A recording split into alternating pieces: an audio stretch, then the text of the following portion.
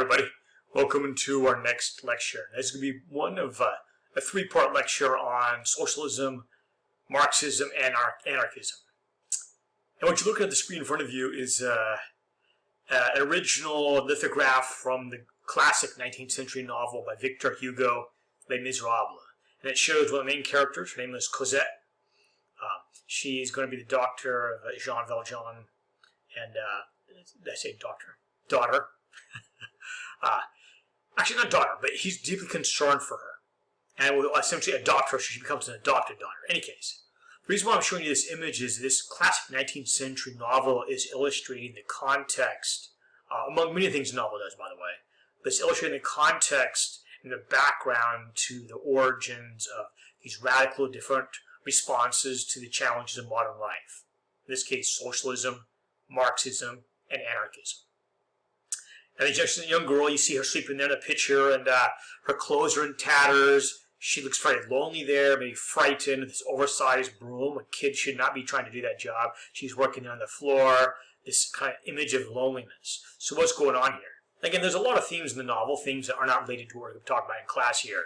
But one of them is, of course, is the misery of many of the European peasant classes in Europe. And although we know the title famously, Les Miserables, that's, of course, the French version. But if we translated the whole title in English, there's no perfect way to do this. But this is some of the most common English translations, give you a little more context of what we're talking about here. So one of the ways to translate Les Miserables would be to say, again, into English, the miserable, I think you guys already got that, but the subtitle is what I'm looking for. The wretched, the miserable ones, the poor ones, the wretched poor, the victims and the dispossessed. The reason why I mention that is because many European peasants in this era, again, 19th century, are simply struggling, as their ancestors have, simply to provide for their family, often in crushing social conditions, no political voice, mired, stuck in poverty, a very difficult, sad, tragic life existence. They have no voice in the government, they have no say in the government, and almost no rights. Now, that, sadly, as a historian, is not new. You go back to almost all human history, and the working classes, the low class, had life hard. That's no surprise to any of you out there, too. They had it very hard. That's not new. So what is it about the 19th century that's a breeding ground for these radically different orientations of the human experience? Socialism, Marxism, anarchism. So what is taking place? And hopefully I can screen advance here.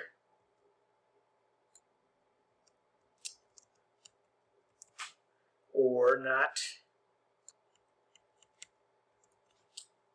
Okay. I think I got it worked out. We'll keep our fingers crossed, I do. All right. So, now, I just mentioned how the young girl there, Cosette, is struggling, as has met humanity through most of its history. Poverty, no voice. Almost no hope. So what is it in the 19th century that makes the situation somehow new and breeding ground to these different radical orientations in human society? Because it's an old problem. You see there on the left a medieval depiction of three peasants working hard, look like they have small size, and probably cutting wheat there. You see a taskmaster telling them what they need to be doing. Yeah, most human history, whether you work on a pyramid or in ancient Egypt or an Aztec, wherever you are, most likely, most societies, especially the highly developed ones, there could be a vast difference between the working classes struggling to survive and the ruling classes who have life pretty sweet. So what is it in the 19th century? And that is, in the 19th century, many dramatic changes are taking place. Above all, the Industrial Revolution. Now, it's not just that. You also have the Enlightenment from the previous century. Scientific Revolution from the two preceding centuries. So there's a lot going on in Scientific Revolution, the Enlightenment, but most recently, and what the focus of in the 19th century is the Industrial Revolution. That is dramatically changing many things for many people. For example, on the right there, you see an early Model T by Henry Ford. Now, Henry Ford, as you guys probably well aware, designed that car to be available to almost anyone who could afford one. When I say afford one, that's a big part of it. Henry Ford did not invent the automobile. Other talented scientists and innovators did that. What he did is, how can I make the automobile available to almost all middle, maybe a little bit lower middle class people to have one of these for themselves? So instead of being the exclusive ride of the very wealthiest, how can I take this new technology, transformative technology, of course, by the way, the automobile, and how can I make that mass available to many people? Now, automobiles do not quite exist yet in the area of Cosette and Hugo, Victor Hugo, when he wrote Les Mis, which came out in 1862. But the exciting changes were taking place. And so people see these amazing new scientific discoveries, new machines, new processes, and even politically they see some kind of developments in some places, for example, the United States. And yet, despite these really transformative technological changes they see around him, some of them positive, some disruptive, but seeing these amazing changes, stuff that they could hardly imagine from their childhood to their later life, these amazing changes, but their social, economic condition remains the same. So that makes them deeply frustrated because you see the excitement of life progressing around you, but you feel trapped in your social condition, economically, socially, politically. So you feel that people around you, again, there's wealthy and middle classes, around you are beginning to advance rapidly to almost a lifestyle you cannot even begin to imagine, but you yourself are still trapped. And apparently the political system, the economic system around you, in this case in Europe, seems not at all concerned with your plight, your condition. People feel both excited and then angry because it's not happening for them. Excited seems to happen for others, but not for them. That's painful. So as I just explained, this is the context, hope and despair. The despair, hope is you see things changing. Despair of things doesn't seem to be changing for us.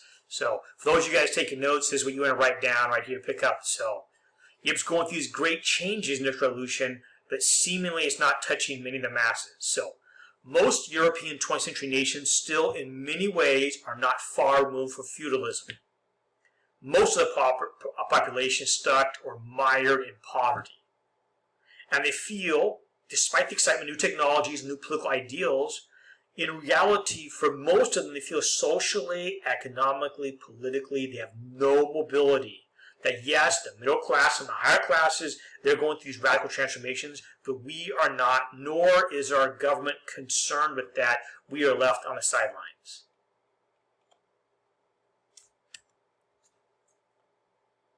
So let's get a little more specific. So what exactly we're talking about here? And this is where, again, you guys taking notes, make sure you guys pause for a minute, pause the video right here, and take some good notes here. So, for example, most European nations, the average citizen there lacked political rights. What does that mean exactly? No voting rights. Practically no say in the government. The civil liberties, or civil rights as we know of them, often are very limited or non-existent. For example, common things we just take for granted: freedom of speech, freedom of the press, freedom of assembly, in many European countries do not exist or are extremely limited. What that means is you feel your agency, your ability to respond to these challenges is extremely limited, if not non-existent. Economically, most of the population is poor, and frankly, despite these amazing changes see around them, they feel that we are not going to be able to participate in that, and our ability to change that and any kind of rights we might have, for example, 8-hour workday, does not exist. Working conditions, all these things, with very few exceptions, simply do not exist. And the governments who are running these countries typically, and this is not new, they didn't just suddenly think of this, but they typically have given very little voices to the masses all along. They're not democracies. They're not particularly concerned with the plight and conditions of the vast majority of the poor. But they don't want them to revolt. I'm not saying they want them to do badly, but honestly, they're not really that interested in trying to change their condition. So these issues are not really being dealt with, nor the governments particularly have a solution in mind for this. Hence, for many European peasants, or for the lower middle classes, they feel our governments are mired, stuck in the past. They're not interested in any kind of evolution, different system, and that means the only possibility is something radically different than what we have right now. Entering into the situation is going to be three radically different orientations, economically, socially, and politically, that arrive in Europe: socialism, Marxism, I put a slash there, and communism. Marxism and communism really are interchangeable. There may be some slight difference, but not really. And then the last of these, anarchism. The photograph you're looking at that is Karl Marx with Engels, and those are Marx's daughters there. Although the middle looks like a boy to me, but we'll go with, I think these are all 3 daughters. I put that photograph in there because oftentimes when I see a Marx, we see that iconic photograph of him with his big beard, and we'll see him a little bit later. But I want to show him the context of family there, so we kind of take him out of this kind of stereotypical textbook of our mind and place him in the orientation of what was taking place in Europe in that time period. All right. So what are these theories? Well, they're radical different solutions, ideas, again, theories, to deal with the social economic challenges of inequality of the modern industrial revolution. So again, you got to take a minute, write that slide down. Just take you a minute, but make sure you guys write that down. It's pretty cool. When I say radical proposed solutions or theories, because they're very different than the typical European political, economic, social system. So what are these? Now, before we get to that, I want to define terms here briefly, because when I keep saying they're very different, so what is the traditional, again, in context of U.S. history class, what is the typical American view of these issues? And it's critical you know these 3 terms right here, because these 3 terms are the American political system, which is liberal, Republican, capitalism. And just briefly, liberal, what does that mean? Liberal means strong protection of, focus on individual rights and liberties in the face of majority or government in general. For example, First Amendment, freedom of speech, freedom of religion, freedom of press, freedom of assembly. That is a core American liberty. We just think it's just a natural situation. But frankly, most of the world in this time period is far from liberal. Far from liberal. So America really, in that time period, is at the cutting edge of a liberal nation. To be able to freely worship or not worship. To speak your mind. To publish what you would like to assemble and protest all the, again, things we all tend to take for granted. That's a core part of who we were as a nation. That's the liberal part. But don't get the idea of liberal conservative. That's not what we're talking about here. Liberal simply means focus on individual rights. Republican, again, don't get lost here like Republican, but what about Democrats? No, it does not mean party. This is actually from the Latin. It means representative government, no king. The purpose of that is containing strong constitutional provisions that limit the power of a government. Why do you limit the power of government? To protect the people from their own government. At the same time, reflecting the people's voices. That's the Republican part. See, democracy, representing the people, while containing any kind of power position within that government. Because you don't want anybody in that government getting too powerful based on the Founding Fathers' concern with all power of government. In this case, ultimately tyranny, which they're concerned with. That's critical at the moment. Their deep concerns, we cannot allow the government to become too powerful. That turns into tyranny. Greek and Roman history, law history is full of examples of that. We're not going to let that happen. So we design a government explicitly to make sure that does not happen. And the last part here is capitalism.